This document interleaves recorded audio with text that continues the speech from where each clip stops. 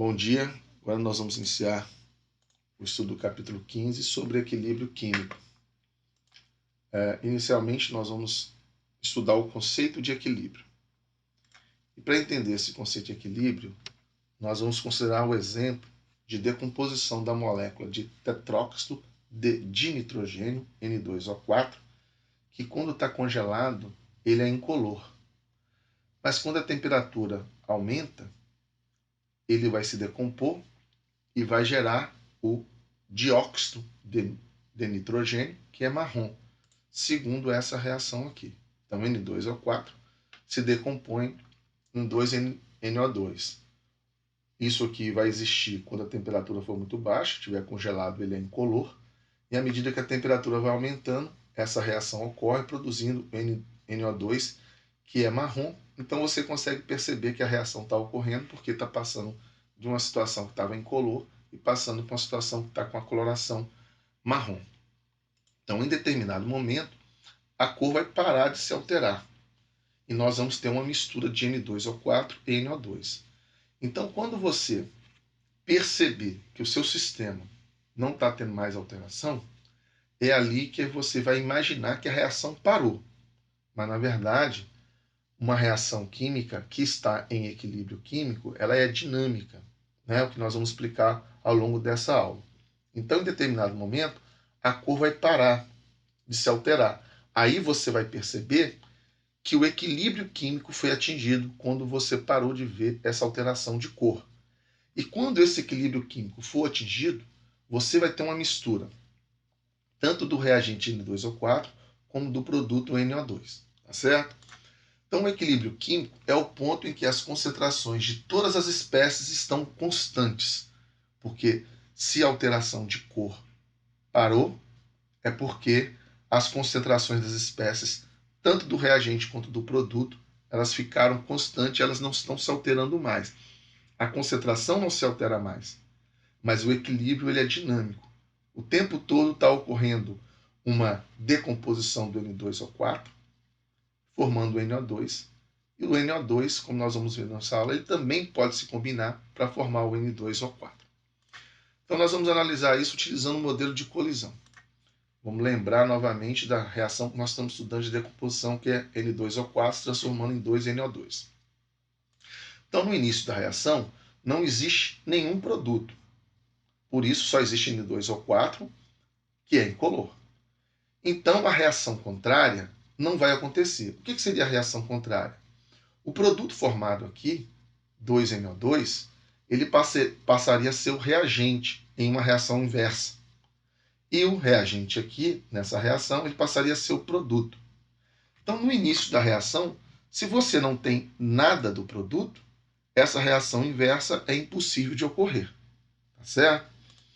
À medida que NO2 vai sendo formado, então a concentração dele vai aumentando, que não tinha nada no início, essa concentração vai passar a existir e ela vai aumentar até que ela fique constante, vai haver uma chance de duas moléculas de NO2 colidirem, se combinarem para formar uma molécula de N2O4. Ou seja, no início, a reação contrária, NO2 formando N2O4, não é possível porque você não tem nada do NO2 formado. A partir do momento que a reação vai se processando e vai ficando amarronzado a coloração, pelo aumento de temperatura devido à decomposição do N2O4, NO2 vai ser formado. Então, esse NO2 formado, ele pode combinar para formar o reagente. Então, você pode ter a reação no sentido inverso, que é o que vai acontecer aqui. O N2NO2 gasoso pode formar uma molécula de N2O4.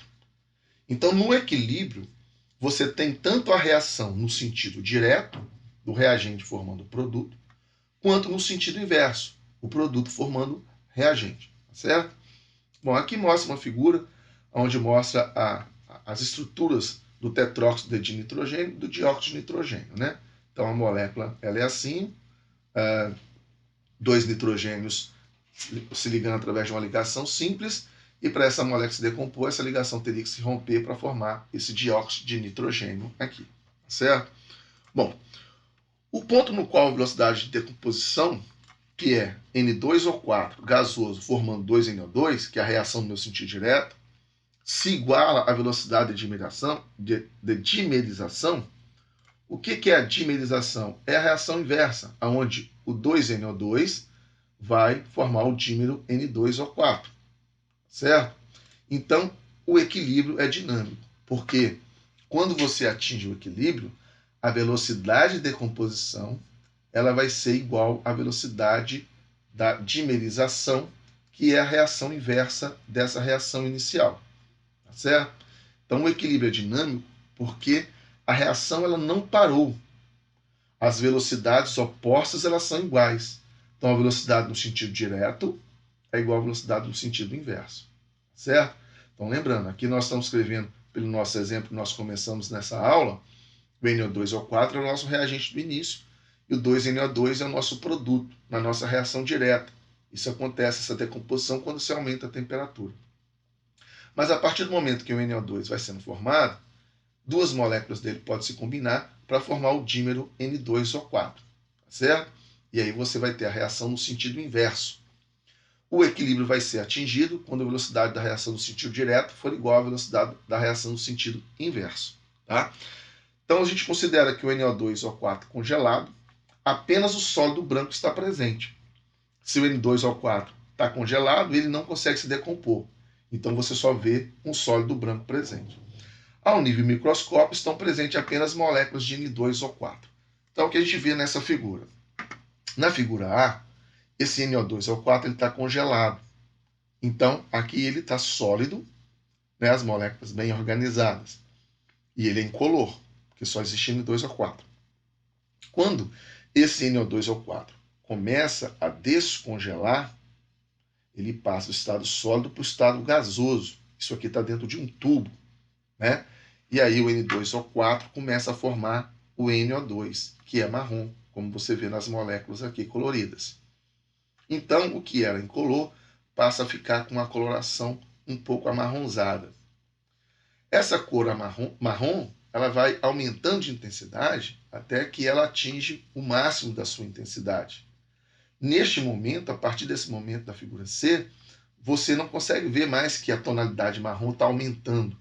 Você percebe apenas que a tonalidade ficou constante, essa cor, não muda mais a intensidade dela. Então, neste momento, você percebe que a reação atingiu o equilíbrio químico, aonde as moléculas do dímero N2O4 estão se decompondo em 2NO2 gasoso, que é marrom, ao mesmo tempo que 2NO2 gasoso, eles podem se combinar para formar o dímero N2O4. Então, neste momento, o seu sistema está em equilíbrio. E o equilíbrio ele é dinâmico. A reação não para. Enquanto algumas moléculas de N2O4 estão se decompondo, duas moléculas de NO2 estão se associando para formar o dímero o tempo todo. Só que nós não conseguimos ver visualmente nenhuma modificação, é porque as concentrações ficam constantes dos dois.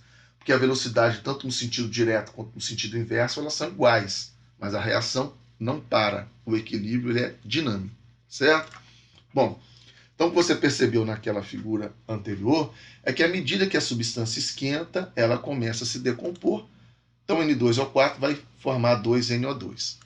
Uma mistura de N2O4 inicialmente presente e o NO2 inicialmente formado mostra-se marrom claro, que é o que você vê na figura B do slide anterior. E quando o NO2 suficiente é formado, ele pode reagir para formar N2O4, é onde você vê a figura anterior na letra C, onde você encontra o equilíbrio químico, tá certo? Que não vai alterar mais a cor marrom do seu sistema. Então, no equilíbrio, tanto N2O4 reage para formar NO2, quanto o NO2 reage para formar outra vez N2O4. Então, nós devemos representar essa reação agora dessa maneira.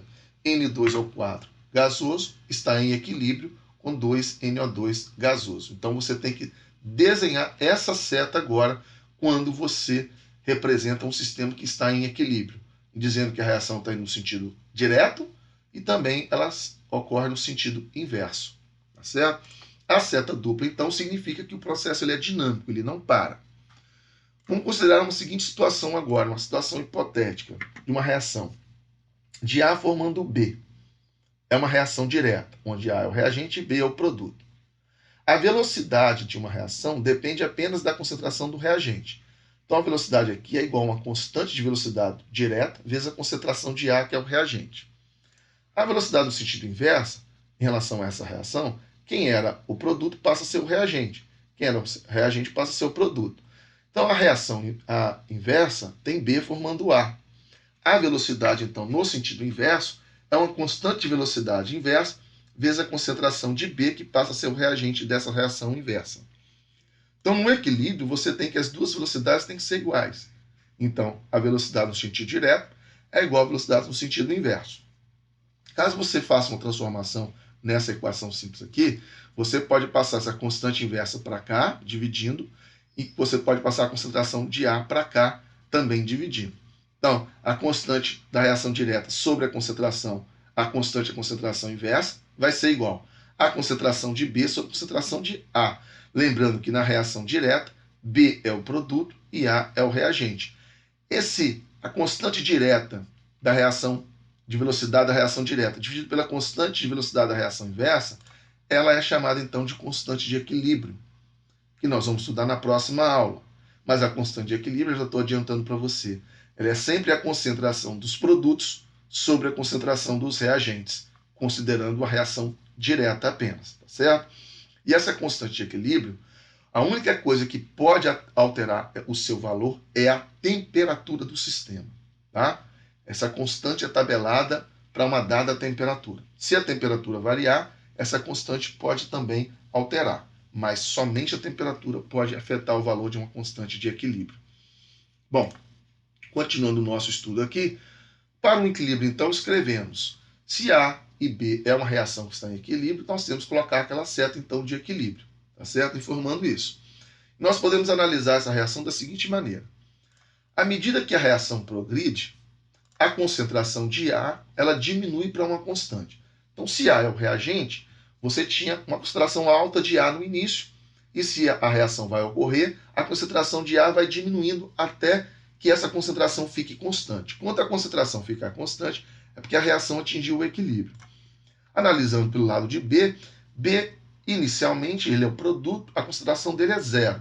Pode ser que em alguma reação o autor da questão ele diga para você que existe alguma coisa de B no início. Não é problema isso.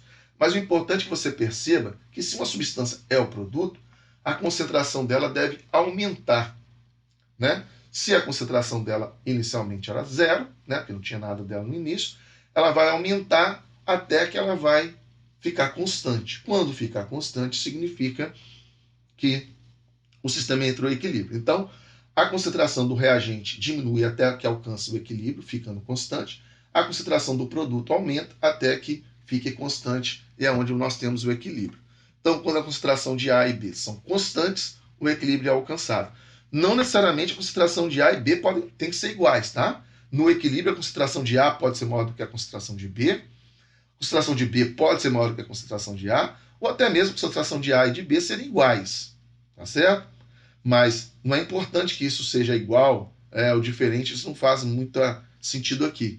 Para o equilíbrio ser atingido, é importante que as concentrações de A e B fiquem constantes, tá? De modo alternativo, nós podemos analisar esse equilíbrio de outra maneira.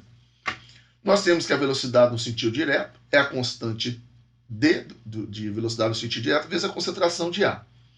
A velocidade no sentido direto, ela vai diminuir, né? Porque à medida que a concentração de A vai diminuindo, que ele vai ser consumido, a velocidade no sentido direto ela começa alta.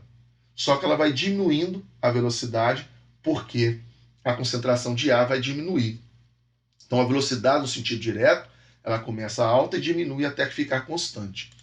Já a velocidade no sentido inverso, que é a constante de velocidade no sentido inverso vezes a concentração de B, ela inicialmente ela é nula, porque se você não tem produto no início, você não tem concentração de B, então a velocidade no sentido inverso geralmente ela é nula, é igual a zero. Só que à medida que B vai sendo formado, a reação no sentido inverso pode ocorrer. Então a velocidade no sentido inverso ela vai aumentar até que ela fique constante. E, neste caso, quando o sistema atingir o equilíbrio, a velocidade no sentido direto e a velocidade no sentido inverso, elas têm que ser iguais. Aí o equilíbrio é alcançado, tá certo? Para ilustrar melhor o que está escrito aqui nesse slide, nós vamos analisar dois gráficos. O primeiro está mostrando substância A reagindo com B, como foi mostrado no slide anterior. Pressão parcial do gás em função do tempo. Bom, considerando que A e B são gases, a concentração de A e de B pode ser dada pela pressão parcial do gás, dividido por R, que é a constante universal do gás, vezes T, que é a temperatura em Kelvin, tá certo? Porque a concentração aqui do gás é o número de mol dividido pelo volume. Se é um gás, nós podemos achar essa concentração dividindo também a pressão parcial do gás sobre R vezes T, tá? Então, se A é o nosso reagente, como foi mostrado no equilíbrio do slide anterior, a concentração dele é alta no início e a concentração dele vai diminuindo até que fique constante. Já B é o meu produto, inicialmente ele não tem nada formado dele, a concentração dele é zero. À medida que o tempo passa, a concentração de B vai aumentando até que fique constante. Então, quando eu percebo que as concentrações, tanto do reagente quanto do produto, ficaram constantes, é porque o equilíbrio químico foi atingido. Como eu falei para vocês, pode ser que o equilíbrio seja atingido com as concentrações de A e de B iguais, pode ser que a concentração de B no equilíbrio fique maior do que a de A, e pode ser, como está mostrando aqui, que a concentração de A está sendo maior que a concentração de B no equilíbrio. O importante quando você tem um gráfico de concentração, que aqui está usando pressão parcial porque está se tratando de gases, versus o tempo, no equilíbrio a concentração tanto do reagente A quanto do produto B tem que ser constantes, tá certo? Agora, quando nós analisamos um gráfico de velocidade em função do tempo, a velocidade da reação no sentido direto, ela é alta no início e ela vai diminuindo até que ela fique constante.